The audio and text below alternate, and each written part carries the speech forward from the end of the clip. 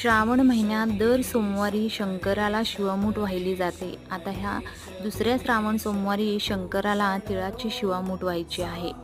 शंकराला पांढरा रंग प्रिय असतो हे तर सगळ्यांना माहीतच आहे. तर स्त्रिया पांढरी साडी नेसून पूजेचे तपक घेऊन शिवालयाकडे जातात. आनंदी मनाने शिवालयातील पिंडीवर शुभ्र तिळाची मूठ अलगद सोडायची असते. शरीर आणि मन जोडणारे हे तीळ धान्य म्हणून शिवमूठ म्हणून वाहताना स्नेह भावच आपण शंकराला अर्पण करतो. तर या तिळाचे महत्त्व काय आहे, तर समुद्र मंथनातून बाहेर पडलेले विष शंकराने प्राशन केले आणि मनुष्य जीवाचा धोका टळला. त्याचे ऋण फेडण्यासाठी श्रावण सोमवारी ही तिळाची स्नेहयुक्त शिवामूठ प्रतीक रूपाने वाहिली जाते.